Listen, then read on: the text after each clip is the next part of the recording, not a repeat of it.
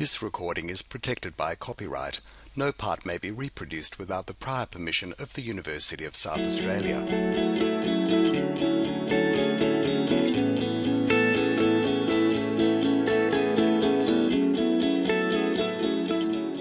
Ladies and gentlemen, good evening. My name is David Lloyd. I'm the Vice-Chancellor and President of the University of South Australia. Tonight is one of our highlights of the year, the annual Hawke Lecture, which is held under the auspices of our Bob Hawke Prime Ministerial Centre. Before we kick off tonight's proceedings, I will ask Uncle Lewis O'Brien to welcome us to Kaurna country.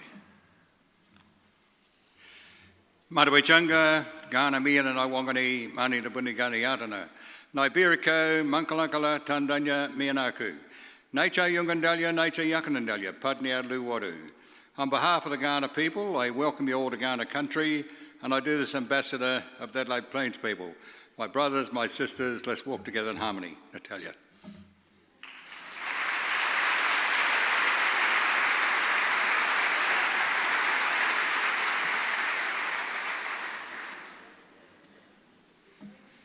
I'm waiting for the joke.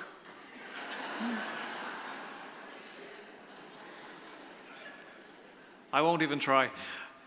Thank you, Uncle Lewis. I would also like to give a special welcome to the Hon Bob Hawke AC, GCL, the former Prime Minister of Australia.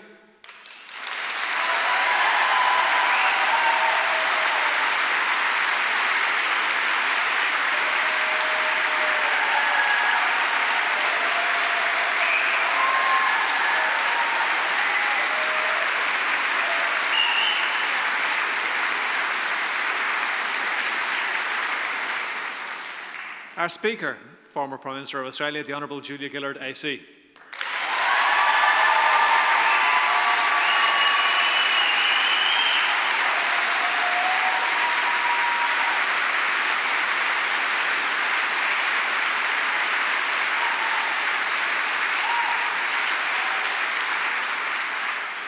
And our many other distinguished guests, the Honourable Sir Eric Neil, AC, CVO, former Governor of South Australia, patron of the Hawke Centre, and Lady Neil, the Right Honourable Lord Mayor of Adelaide, Martin Hazy, and Lady Morris, the Hawke Centre patron, Professor Luigi O'Donoghue, members of our state and federal parliaments, and I also note that Chloe Shorten, wife of our nation's opposition leader, has also joined us here tonight.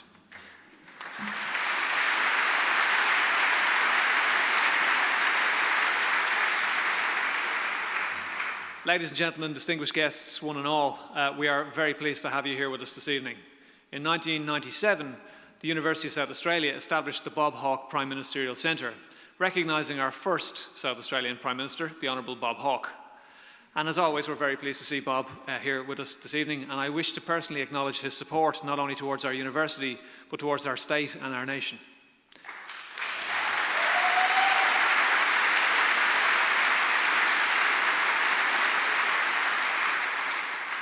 I regard community engagement as one of the most important undertakings of our university, and we've been delighted by the contribution that the Hawke Centre has made and continues to make to this effort.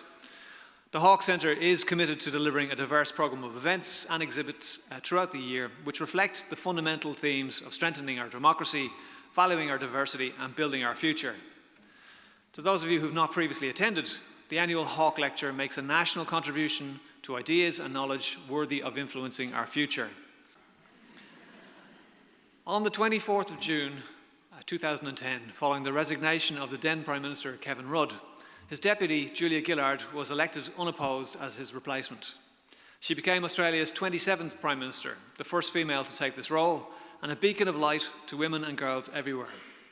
From recognising the key challenges to face Australia in the first decades of the 21st century, to helping guide Australia's economy through the worst effects of the global financial crisis, one of the most significant economic shocks in the post-war period, Ms Gillard and the Labour government she led pushed to diversify the Australian economy away from its dependence on mining. They recognised that the future was in our heads, not under our feet. And even though she led a minority government, Ms Gillard still managed to successfully pass over 500 pieces of legislation.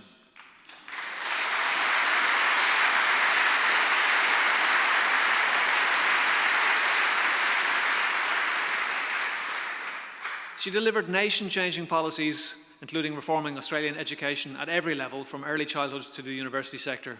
She created an emissions trading scheme She improved the provision of healthcare, aged care and dental care, and began the nation's first ever national scheme to care for those with disabilities.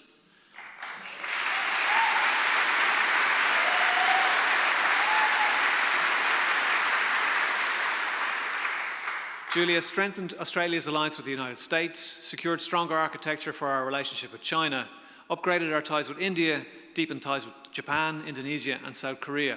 Her major reforms in education resulted in record numbers of students attaining university degrees. She had earlier made her stamp on education when she became Minister for Education, Employment and Workplace Relations.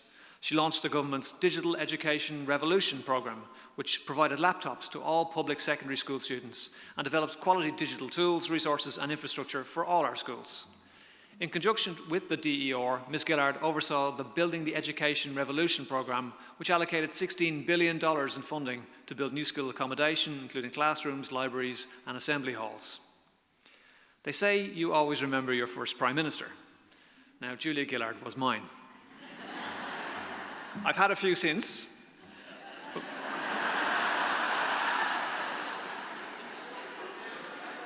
But back in 2013, the university had planned on delivering a new building for our to house our Centre for Cancer Biology on the skate park that used to be opposite our City West campus. And back in 2013, when I was a relatively new, beardless Vice-Chancellor, Julia Gillard came to visit us and added a $40 million contribution to that building. Thank you. So we took the opportunity to announce a much bigger vision. And next year, we will officially open our new Health Innovation Building. Not only a home for the Centre for Cancer Biology, but a new space that will support collaborative and holistic approach to health research and offer a glimpse into the future for young people across our state through the delivery of our Museum of Discovery mod. That will showcase how research shapes our understanding of the world and will open a new generation's eyes to future possibilities. A vote of thanks for all of that is due to Julia Gillard, who knows how vital education is. But I would like to point out that I do feel that she still owes me. I was waiting on that day with my counterpart from Adelaide University, and when Julia arrived, she asked me what the collective term for a group of Vice-Chancellors was. An argument was my response. Ms Gillard borrowed that line during the subsequent press conference. Perhaps the 40 million is appropriate compensation. Education is where Julia Gillard's passion continues. After her political career, Ms Gillard reverted to education, serving as the chair of the Global Partnership for Education that calls for global investment in education to change the fortunes of the children of developing countries, the estimated 60 million children who lack access to a basic education, and the more than 250 million children who are unable to read, write, or master simple mathematics. Besides her work in education, which includes being a non-resident Distinguished Senior Fellow with the Centre for Universal Education at the Brookings Institute in Washington, and an honorary professor closer to home here at the University of Adelaide, she is, in particular, the chair of Beyond Blue, the independent not-for-profit organisation which works to address issues associated with depression, anxiety disorders and related mental disorders. Through her own efforts and the efforts of those with similar convictions to hers, Julia Gillard is working so that social, economic and health disadvantage, which is suffered by so many in our society, will have less of a grip on the barriers to opportunity than they may otherwise have. It gives me great pleasure to formally introduce our 20th annual Hawke Lecturer, the Honourable Julia Gillard AC.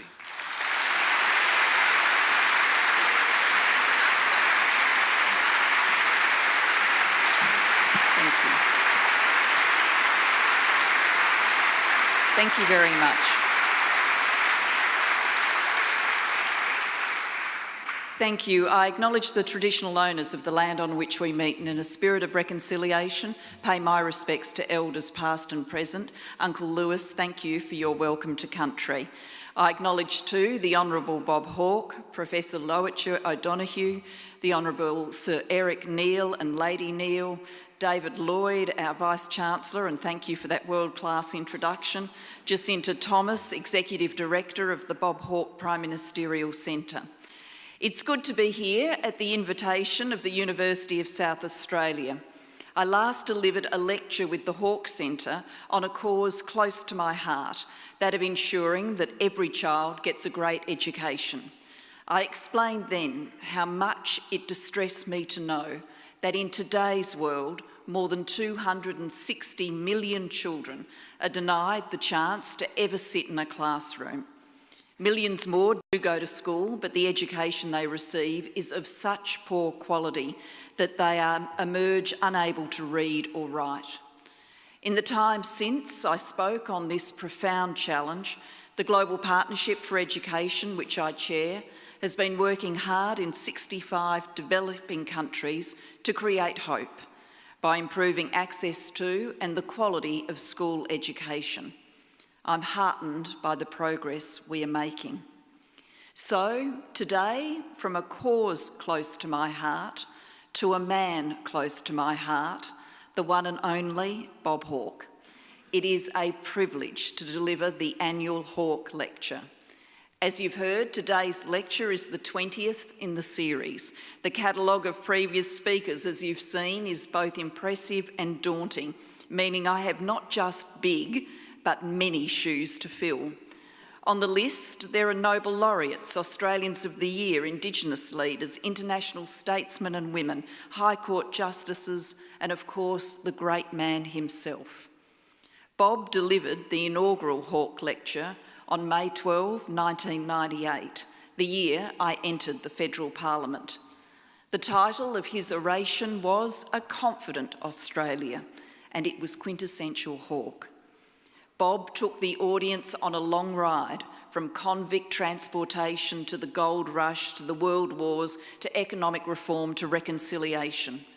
He spoke of the confidence that Australia could and should have in the future, but confessed a sense of foreboding.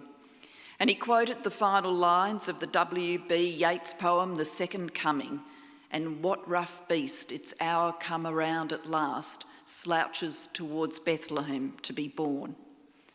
Remember, this was 1998, the interregnum between the fall of the Iron Curtain and the destruction of the World Trade Centre. This was a time when, in some circles, people were predicting the end of history because the West had won the Cold War and democracy would now prevail. But Bob knew better. He knew history never ends. There is always a new chapter to write. And so, 3 years later, we had 9/11. 5 years later, we had the Second Gulf War. 9 years later, we had the global financial crisis. And today, waking up to reports of a new act of terrorism or another missile test seems distressingly routine. These geopolitical and economic upheavals have converged with a triumvirate of social, environmental and technological changes, ranging from baby boomers becoming grey nomads to climate change becoming undeniable in any reasonable mind, and to digital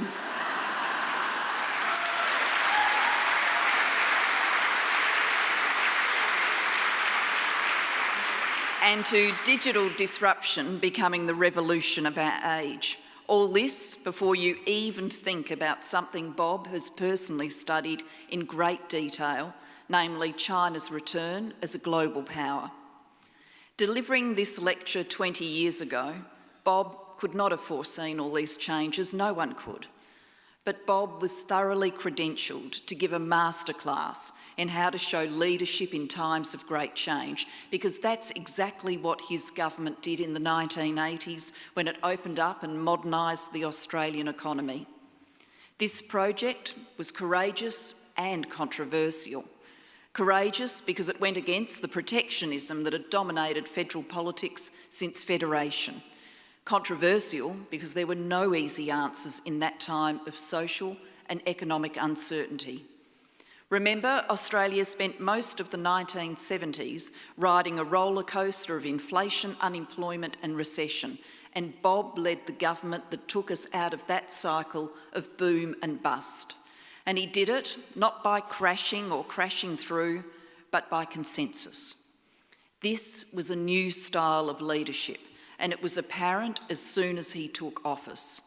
As the man himself said during his inaugural Hawke Lecture, quote, "Believing that shared knowledge is the basis of shared endeavour, I called the National Summit within a month of forming government. Representatives from federal, state and municipal governments, business and trade unions, farmers, social welfare organisations and the churches met in Parliament House. All the information available to us about the economy was made available to the participants who themselves presented their own papers and opinions. At the conclusion of the summit, the 98 delegates and 19 observers rose unanimously, with the exception of Joe Bielke-Peterson, to applaud the final communique pledging all organisations to work together for the recovery and reconciliation of Australia. Having served as a leader, I am in awe of what Bob achieved at that national summit and in the years following. And I am admiring not just of his political skills, but of his values. Through all that change, Bob demonstrated an unwavering belief in one certainty, that our nation needs to stand together and we need to look out for each other. If you want to translate that into the Australian vernacular, you could call it the fair go. Bob's belief in, indeed embodiment, of this uniquely Aussie spirit of mateship explains why he has been such an enduring figure in Australia's public life.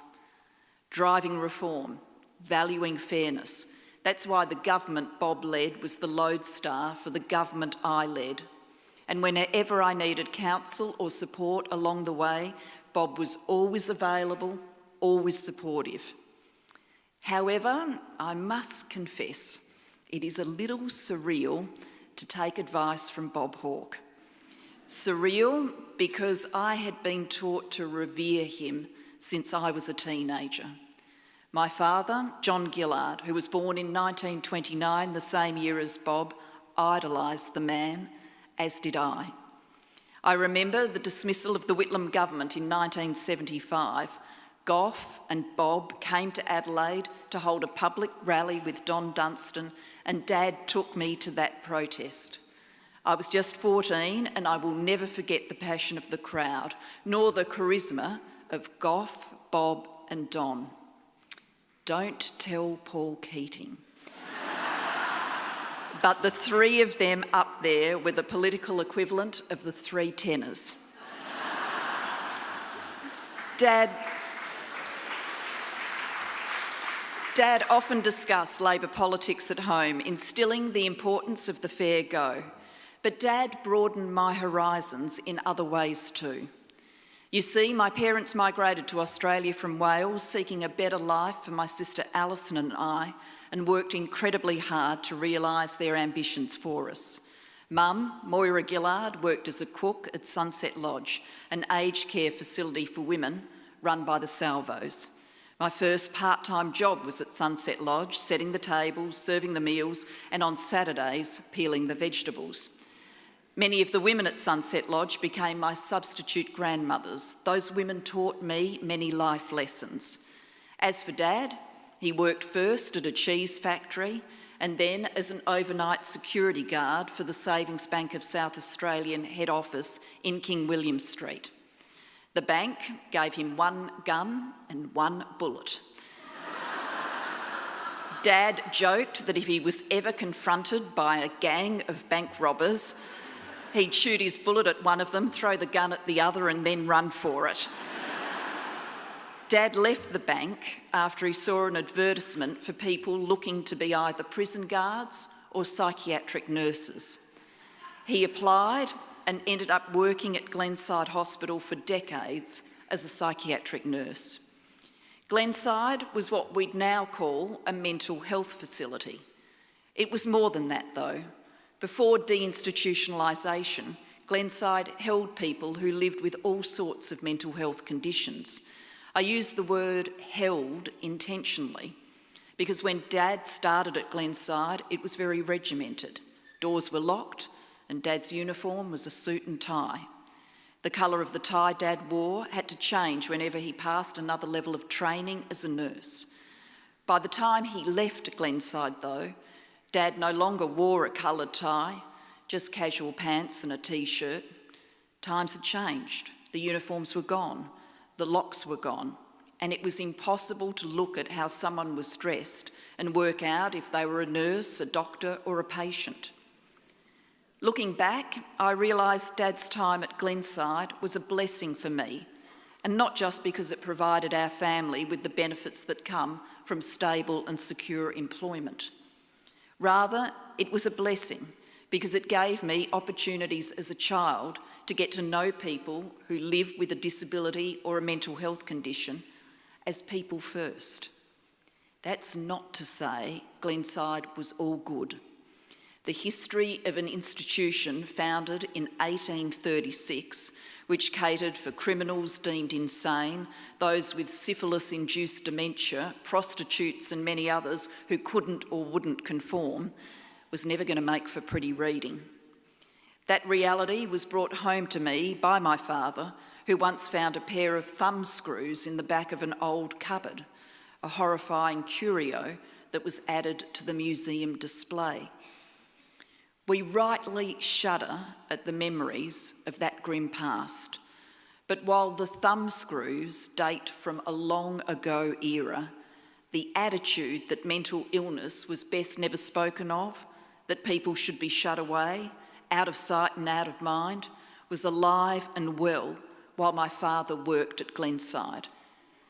As a woman who has just turned 56, I've been witness to the contemporary history in which our nation has decided that we no longer believe in isolating the mentally ill behind high fences, and we need to have the conversation in our homes, workplaces, community groups and political parties about what mental health is really all about and how we can tackle this challenge together.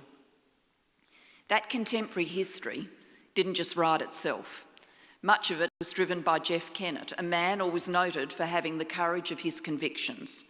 Bob Hawke himself noted this about Jeff in 1998 when delivering a warning about the dangers of racial vilification during the first coming of Pauline Hanson. During his address, Bob congratulated the Liberal Party in general for disendorsing Senator Hanson in 1996 and Liberal Premier Jeff Kennett in particular for speaking out about the dangers of ignorance and intolerance. Speaking out is typical of Jeff. That's why it was no surprise that Jeff spoke out about the need to change community attitudes towards mental illness. What was both surprising and deeply impressive is the extent to which Jeff backed up his words with action. It's hard to imagine our community reaching its current views about mental health without Beyond Blue, and it's impossible to imagine Beyond Blue without Jeff Kennett.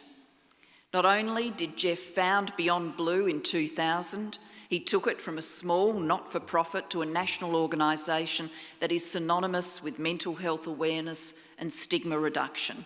And he worked tirelessly for 17 years to help his fellow citizens live full lives despite their mental health issues. Beyond Blue has become, like its founder, a force to be reckoned with. And along the way, its fiercely bipartisan approach has won admirers from across the political spectrum. I was and remain one of those admirers. I admire Beyond Blue because it reminds me of Dad's work at Glenside and how much progress his generation saw. And I admire Beyond Blue because it is an organisation that never ceases to wonder how much more progress our generation and future generations can achieve, how many more lives we can change for the better. That's why I was delighted and honoured when Jeff asked me back in 2014 to first join him on the board of Beyond Blue and then become the new chair. Delighted because I saw Beyond Blue as an opportunity to carry on in the family business of mental health care. Honoured because I know how precious Beyond Blue is, both to Jeff and the countless Australians who rely on its voice and services. In the beginning, as an NGO startup, Beyond Blue focused on raising awareness and reducing the stigma of depression. As the organisation grew, it broadens its vision, focusing on anxiety and suicide prevention as well. Beyond Blue is now ranked as the third most reputable charity in Australia, behind only the Royal Flying Doctor Service and St John Ambulance. We are the top-ranked not-for-profit in the 2017 Financial Review's list of the most innovative Australian companies. We are the best-known and most contacted mental health organisation in Australia.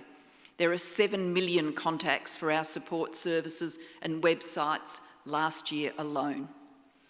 Our advocacy and research help shape public policy and service design. And we are also becoming known for developing innovative new service models that challenge the status quo, giving people earlier access to more affordable support that is centred on the needs of the individual and backed by evidence. For instance, around 6 million Australians can now seek life-changing help through New Access, our early intervention service for people with the early signs and symptoms of depression and anxiety, which is now being commissioned by primary healthcare networks around Australia. Our Way Back support service, which works with people following a suicide attempt. It is saving lives currently in 4 sites, with more regions to come online this year. Our support service, which is staffed by mental health professionals, providing free counselling, advice and referral to over 150,000 people a year, 24 hours a day, 7 days a week. And we are preparing to launch, with Commonwealth support, a new national program for all Australian schools and early learning services next year. That new program for children and adolescents has the potential to be a game changer, because it's a unique opportunity for us to work with educators to improve the mental health and well-being of the next generation before they leave school. As I said, I am delighted and honoured to be following in Jeff's footsteps. The path ahead is clear for us. We will equip Australians with the knowledge and skills they need to enhance their mental health. We will give people the confidence to support their friends, family and work colleagues, making anxiety, depression and suicide prevention a part of everyday conversations. We will tackle stigma, prejudice and discrimination wherever we see it.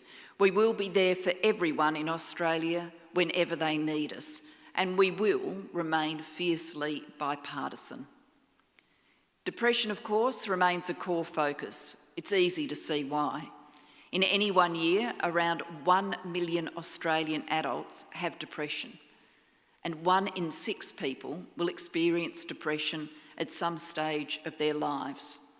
Depression doesn't discriminate. Just ask Bob Hawke. Bob has written about how the struggles of his daughter triggered his own depression. One of the revelations of Bob's memoir was that he broke down during official talks with the Prime Minister of Malaysia, Dr. Mahathir, and that Dr. Mahathir was, to use Bob's words, gently understanding. What does that story tell us? This: if depression can strike one of our most successful and loved Prime Ministers, it can strike anyone. While continuing to raise awareness of depression, encouraging those at risk and those living with depression to take positive steps to better their mental health, and developing and advocating for new treatment models, Beyond Blue is also redoubling its efforts to combat the scourge of suicide. In 2016, 2,866 Australians, 2,866, took their own lives. That's just under 8 a day. And 75% of those Australians were male. That's 6 men a day. Brothers and sons, uncles and mates, fathers and grandfathers. To put that in context, in Australia, suicide is the leading cause of death for men under the age of 45, with men aged 85 and over the group most likely to take their own lives. The data for 2016, released by the Australian Bureau of Statistics just a couple of weeks ago, brought some relief, Suicide rates have fallen slightly after a decade of little change and increases in the years before. It's important to understand that the data for 2016 is preliminary and will be revised during the year as coronial findings are finalised. But even as the numbers are refined, we know there is no room for complacency. Suicide prevention must remain a national priority, and it is incumbent on all of us to look for new ways of making a difference. At Beyond Blue, we aim to leverage our unique abilities in community awareness raising and to play more of a role in combating suicide. We intend to do so alongside and with many wonderful organisations, including revered names like Lifeline. Our shared approach to suicide prevention must be adept to causes that can range from economic stress to chronic pain to loneliness to pre-existing mental health conditions. That's because suicide is as personal, individual and unique as everyone in this room. With suicide prevention, you could not get a clearer case of a challenge that can only be addressed by sharing information and working together, a very Bob Hawke style approach. This is a national emergency that needs many hands on deck. As Beyond Blue continues our vital work on depression and suicide prevention, we are also determined to lead a nationwide conversation and plan of action on the most common mental health condition, and that's anxiety. In doing so, we are fully conscious that the word anxiety has many meanings. All of us have moments of anxiety, facing an examination, a performance appraisal at work, even giving a major lecture, are all likely to spark anxiety. In the same way, we become anxious in the face of the unexpected, when a loved one due home doesn't arrive on time, when there are rumours at work about redundancies, when travel plans are thrown into chaos by cancelled flights. Indeed, the list of what causes day-to-day anxiety are endless. The word anxiety is also used about whole communities and nations. It's commonplace now to analyse contemporary politics as being shaped by high degrees of community anxiety. Many speeches, articles and books are now devoted to trying to unpack the many implications, positive and negative, of our world of fast change. Certainly events like Brexit and the election of President Trump show that there is a backlash, that those hit and hurt by change want to lash out. Think of the circumstances of unskilled or semi-skilled Western white men. Challenged by economic change, the gender revolution, and the migration of people, culture and ideas, every reality they thought they could rely on has given way underneath them. Anxiety is an understandable response.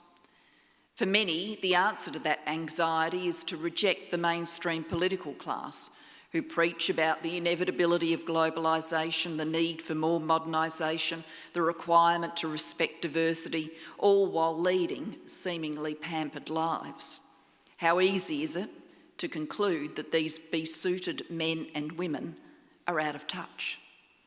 Anxiety then can be fuelled by and fuel feelings of disenfranchisement, even anger. Then all this is turbocharged by the new ways in which we get our news and engage in political activism. Speed is now everything, and there is much to celebrate about the fact that information reaches us so quickly. But at whatever pace events are happening, even on the slowest of news days, huge volumes of content have to be generated quickly, which means inaccuracy abounds, the material is quick rather than deep, and both puff pieces and bilious words of criticism proliferate. People respond by clicking quickly, skimming, not studying.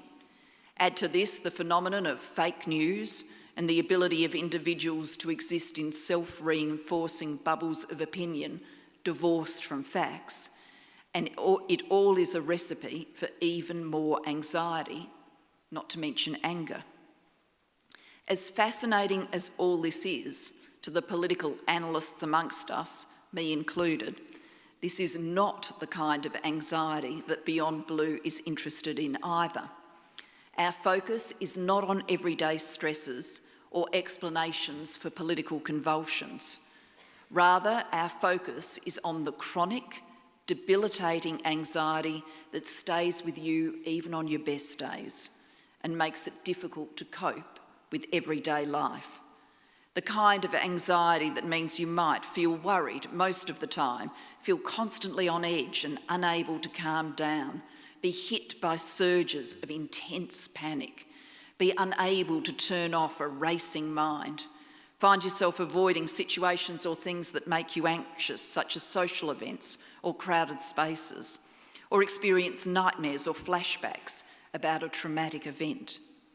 Let me give you a real-world example of this kind of anxiety.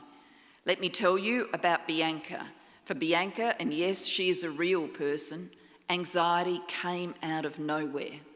It started with jitteriness, a loss of appetite, constantly sweaty palms, and an elevated heart rate. Then she started throwing up in the morning at the thought of going to work. Then the panic attacks started.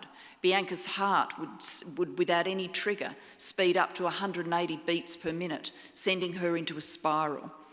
After her second panic attack, Bianca ended up in the emergency department.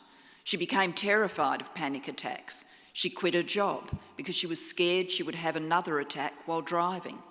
6 months after her second panic attack, Bianca's anxiety had taken away her career, her health, many of her friendships, and her independence.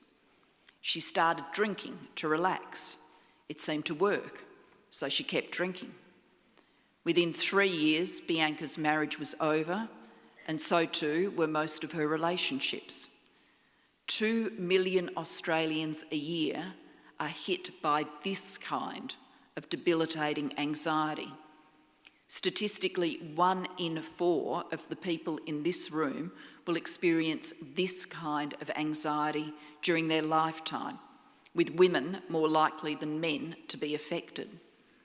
Anxiety like that is a serious health issue, but less than 40% of people with anxiety seek professional help. The good news is that anxiety is highly treatable. People can manage anxiety and live a full life. Let's return to Bianca. Bianca finally saw a GP who diagnosed her problems were caused by anxiety. She started therapy. She learned about anxiety, how to manage her panic attacks, and how to break her dependence on alcohol. 10 years on, and Bianca's life is back on track. She has a new partner, a beautiful son, and new friends. She's worked through the tough times, learned coping skills, and is managing her anxiety and getting on with her life. But currently, it can take years for people to reach out and seek help for anxiety. And the biggest cause of that delay is not recognising that what they're experiencing needs to be named and acted upon. That's why Beyond Blue has launched a new anxiety campaign, Know When Anxiety is Talking. Our aim is to help people recognise chronic anxiety and separate it from life's normal ups and downs.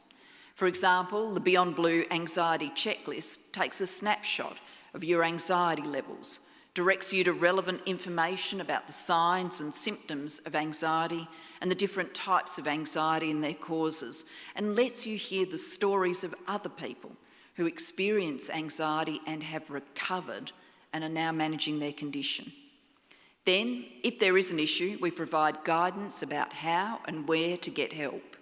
Help is available face-to-face through your GP, or you can get help through Beyond Blue. You can email us, you can chat with us online, you can call us, you can post to one of our online forums.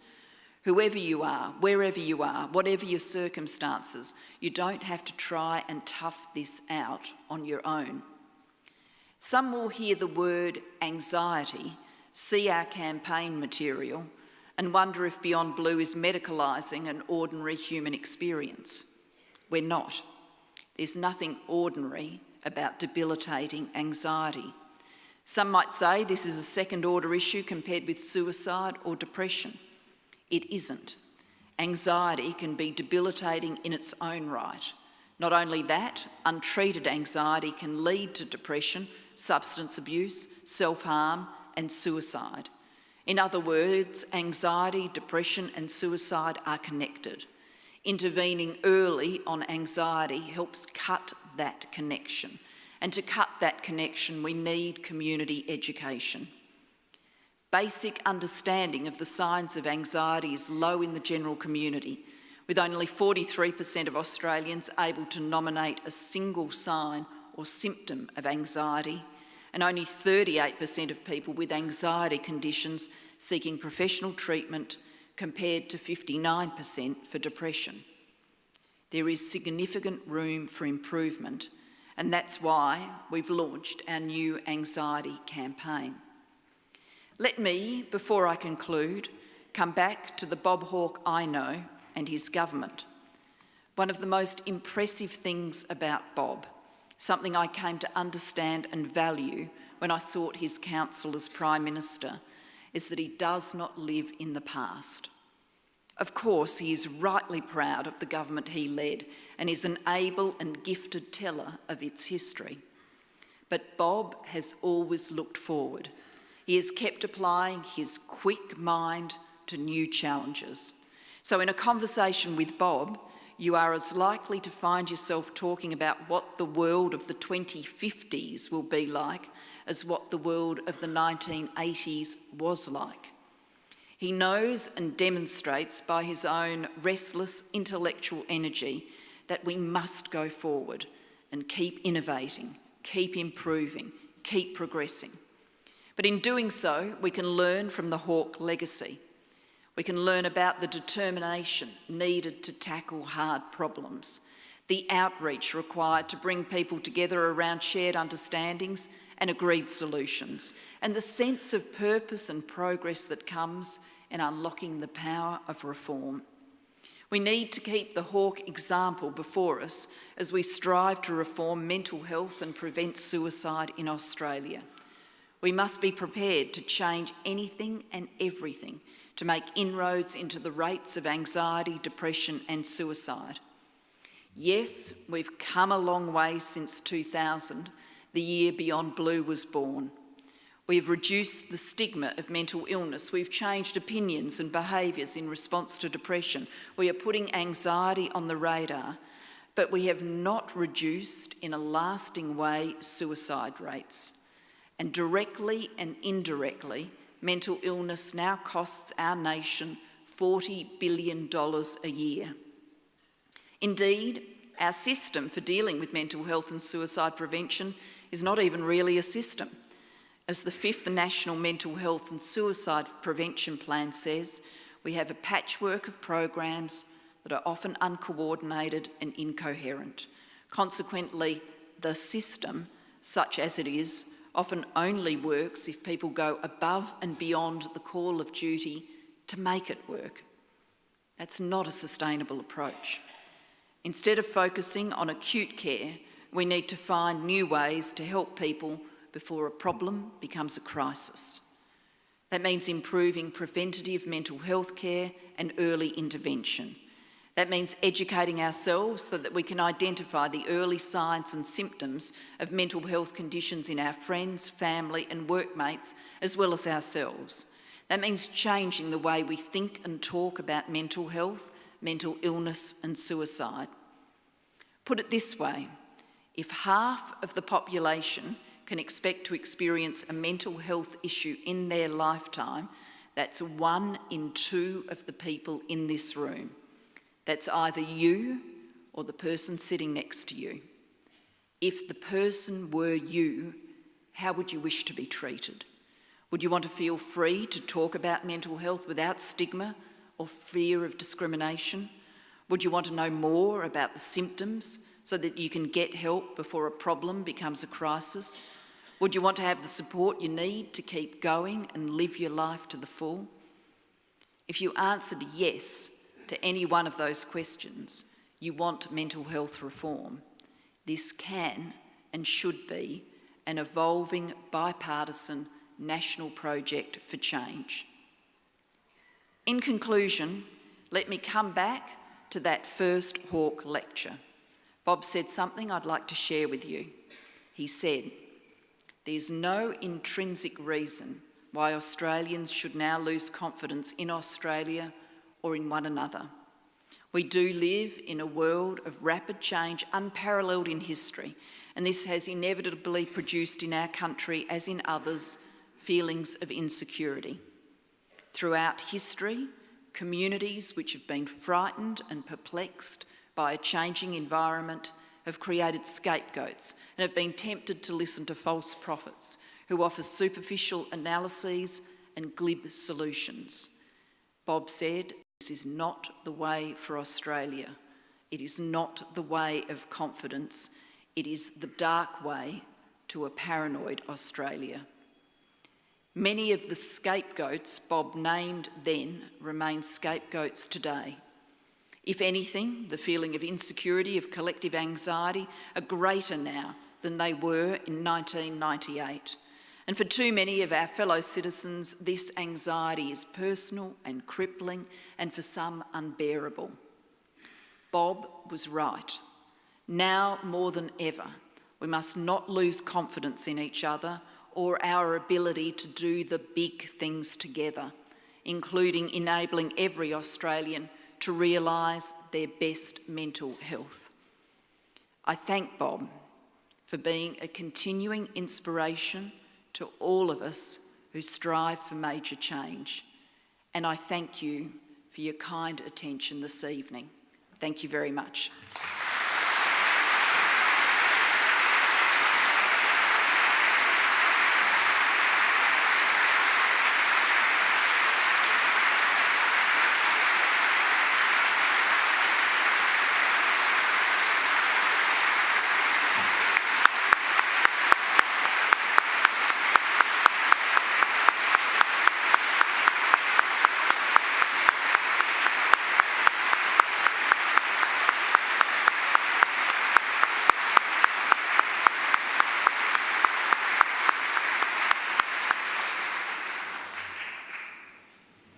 Now, ladies and gentlemen, it's only fitting that Australia's first female Prime Minister, the first female leader of the Labour Party, and a beacon of hope for future female politicians, gets a vote of thanks from a legend of the Labour Party.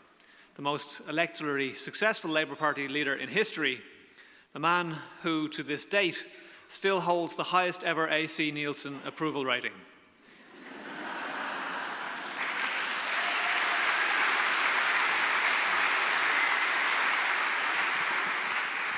Please join me in welcoming the Hon Bob Hawke AC GCL.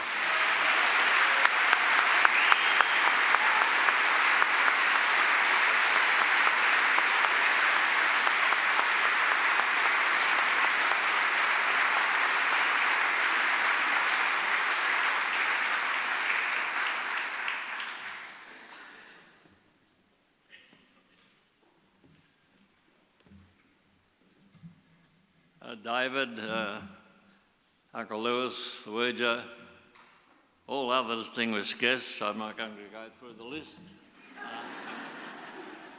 And most particularly, thank you to you, ladies and gentlemen. We're so proud at the University of South Australia and the Hawke Prime Ministerial Centre of the continuing enthusiastic support we always receive from you people. Without that support, we wouldn't be able to maintain the enthusiasm with which we are doing what we think is an important job in this community. So thank you very much indeed. David, I just want to say something to you. One about the collective for a meeting of Vice-Chancellors. There is in fact on record a comment on this. There was a meeting of Vice-Chancellors in Sri Lanka, in Colombo, and some of you will know the language of that country. And the question was asked, what is the collective meeting of Vice Chancellors? And someone said, a lack of principles.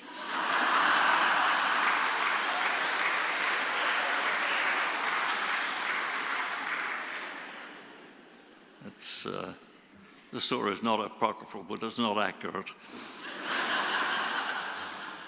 Julia, you said in the early part of your magnificent speech that you had looked through the list of speakers and there were many shoes and big shoes to fill and you were apprehensive about it. My dear Julia, you need have had no apprehension whatsoever, because as one who has attended all the lectures, there has been none more compassionate and directed to real problems of the Australian people than the one you delivered tonight.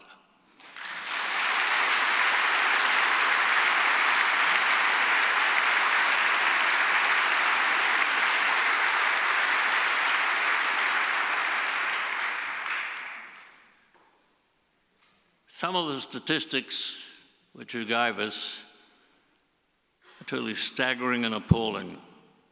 That figure for 2016 of 2,866 people who committed suicide last year, almost 8 a day, is truly horrifying and should move the conscience of all of us. I thank you for the well-deserved tribute that you paid to Jeff Kennett.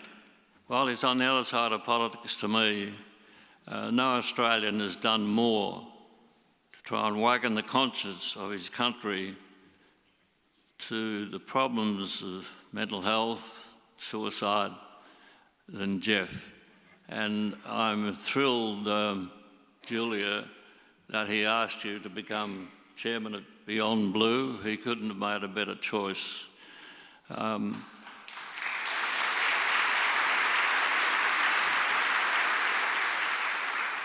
Before I come back to that, I just go back to the question of education.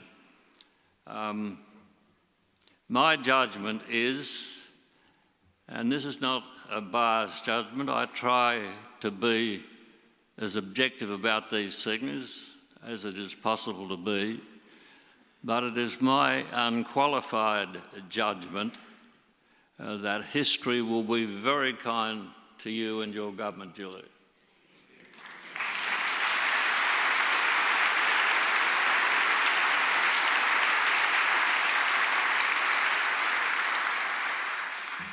You governed in more difficult circumstances probably than any other Prime Minister. You brought to that important role a first-class mind, great determination, commitment and compassion. But you suffered under enormous difficulties from some of your colleagues, one in particular. And in those very difficult circumstances, as David indicated, you were able to get through a lot of legislation and a lot of important changes. And history will record that not only your own generation, but subsequent generations have much to be grateful for to Julia Gillard.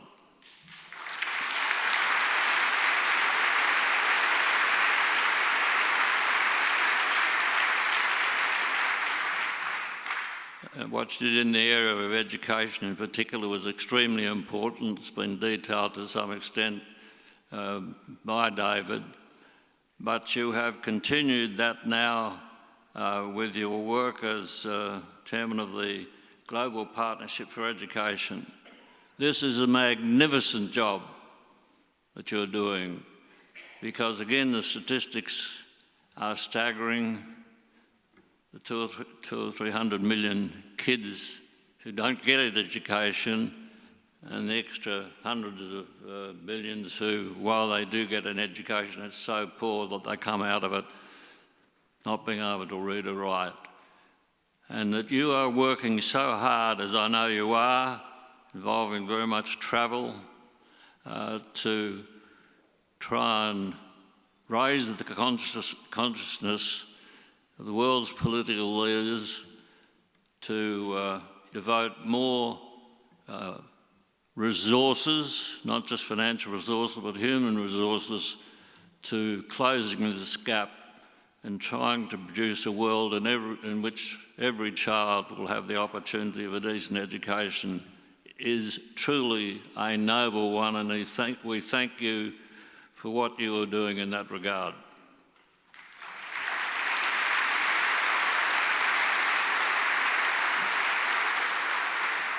I don't want to go on too long, my friends. I simply want to say again the sorts of things I said as Prime Minister, that if we're going to optimise our chances of having a decent country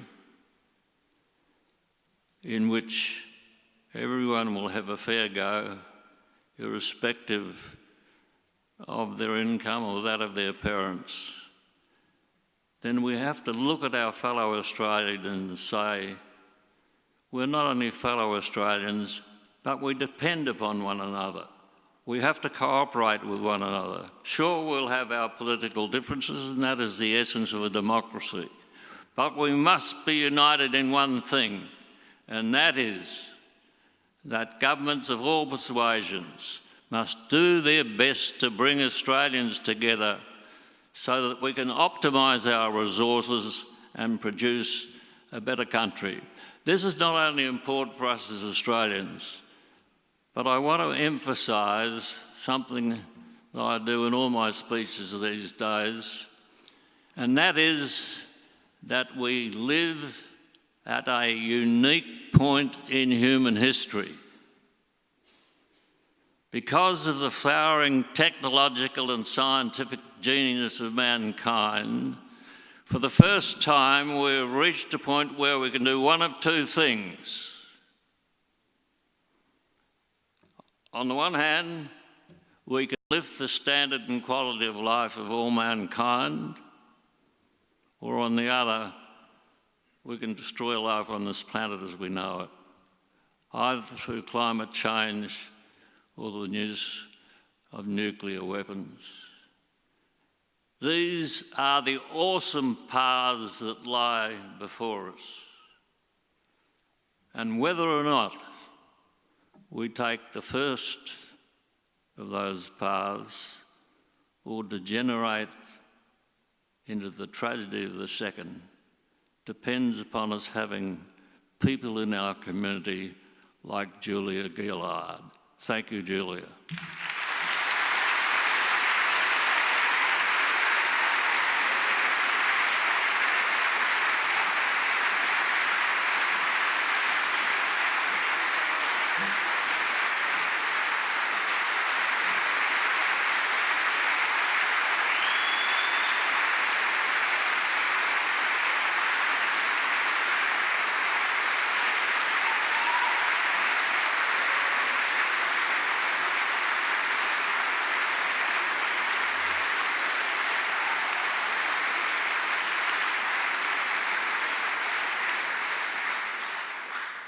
I hate the way they make me talk after him. I would like again to thank Bob personally for his support of the university and the Bob Hawke Prime Ministerial Centre at the University of South Australia. And I know that if they ran another Nielsen poll tonight, you'd be rated just as high, if not higher, than you were in the 1990s. Now, ladies and gentlemen, we have a little surprise, little treat in store for you. So if you have time, please remain seated. But please join me in formally acknowledging Bob Hawke as he leaves the stage.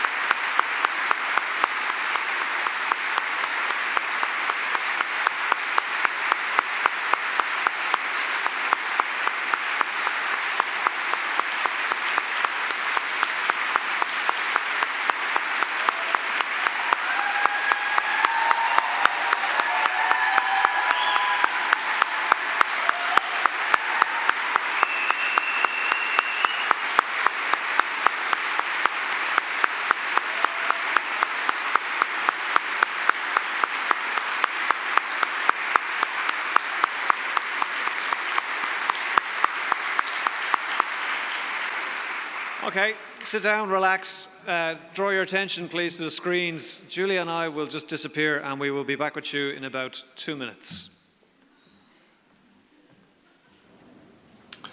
Okay, Peter, I think you know what this chat's about. Well, this is never easy, is it? You've been struggling over the past few months. You've let the team down. I mean, surely you must know what they think of you. You're not coping. Say, look, I'm sorry, but it's not working. You see, the bottom line is, you're just not good enough. You are a failure. Just because you have a young family, that's no reason to keep you on. I mean, quite frankly, Peter, you'd think a grown man could look after... Pete, hi, sorry about the last minute catch up. So there's this job I want your input on. It's very similar to the one we have just completed, but the timelines are much tighter. Is it you or anxiety talking? Visit Beyond Blue to start a life beyond anxiety.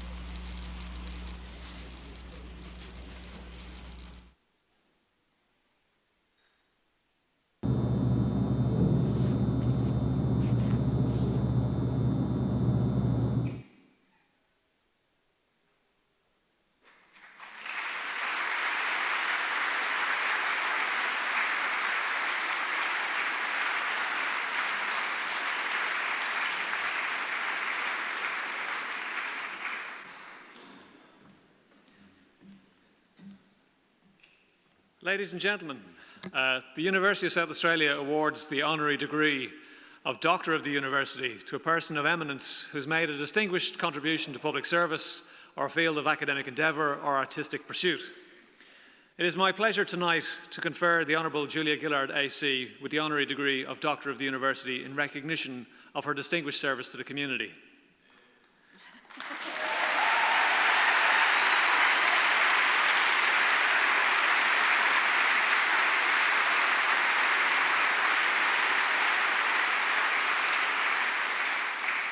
During the time from 2010 to 2013 that Julia Gillard was Australia's 27th Prime Minister, she could count among her many achievements a demonstrably strong economy, despite the ongoing impacts of the GFC, which adversely affected other Western economies, with Australia having low inflation, low unemployment, comparatively low government debt and record levels of investment. She took action on climate change via the carbon tax, with the proceeds used to compensate consumers and develop renewable energy projects. The National Broadband Network was rolled out and took effect. We saw a health reform package, the implementation of the Houston Plan on asylum seekers, Australia gain a place as a non-permanent member of the United Nations Security Council, the minerals resource rent tax, and the plain packaging for cigarettes. At the time, in education, major reforms resulted in record numbers of students attaining university degrees, apprenticeships and traineeships. Australia saw the introduction of paid parental leave for both parents, the school kids bonus and an increase in the tax-free threshold from $6,000 to $18,200, meaning 1 million of our poorest workers pay no tax at all. There were record increases for pensioners and improvements in working conditions for lower paid workers under the Fair Work Act, and the highly unpopular work choices was repealed. Many commentators believe that our government had a clear vision for the future and implemented a massive reform for the nation's future, the National Disability Insurance Scheme, the Gonski Report on Education, and preparations to meet the opportunities of the Asian century. Post her Prime Ministership, Ms Gillard has turned her talents back to education, chairing some organisations and being a board member of others devoted to furthering educational opportunities for socially disadvantaged people, particularly girls. Ms Gillard's more recent focus since joining and then chairing Beyond Blue, as we heard, is on mental health. continue to expand the vital work that the organisation has made in terms of there now being a greater and growing preparedness to talk, think and act on mental health and to prevent suicide. Ms. Gillard has been quoted to say, "These days, most of the time, mental health conditions are treated with compassion and understanding, but not all of the time. We still have a long way to go in fighting the stigma and discrimination that surrounds mental health. Language, images, discussion, communication and education all play an extraordinary role in shaping a better future." Ms. Gillard, on behalf of the University of South Australia, I'm pleased to present you with the honorary degree of Doctor of the University in recognition of your distinguished service to the community.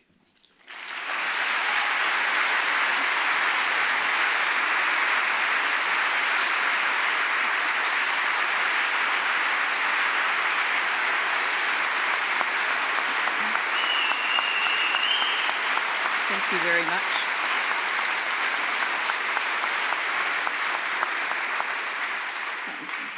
Thank you. What a wonderful evening to get to spend so much time with Bob Hawke, to be able to speak in his honour, to be here with all of you, and now it's turned into a costume party. I mean, except it only seems to be the two of us that have changed.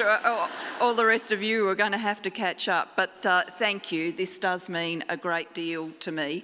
I have always treasured being from South Australia. I didn't ever represent an electorate in South Australia in the federal parliament, but this was the place where I grew up, the place that formed me, and it's the place that I chose to return to after politics was finished. So to receive this honour from the well-named University for South Australia, given the name of the whole state, is really very special to me. My niece-in-law, Laura Teakle, is somewhere in this audience, married to my nephew Tom, and she knows what will flow from this, which is we'll have one of those family conversations, because my niece Jenna earned her doctorate in agricultural science. My father was always heard to say, across the rest of his life after Jenna's doctorate was received, he would say meaningfully to people, "Julia's done very well for herself, but Jenna, she's the smart one."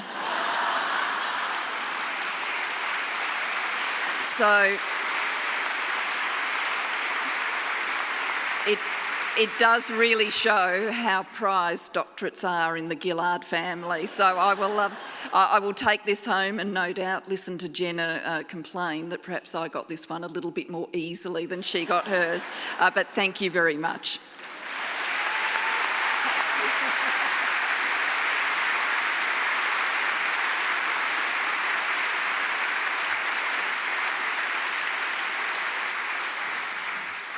I think that one was earned fair and square. Before we say goodnight, and thank you all for coming, I would like to give a special thanks to Jacinta Thompson, the Executive Director of the Bob Hawke Prime Ministerial Centre, and her team for preparing tonight's event.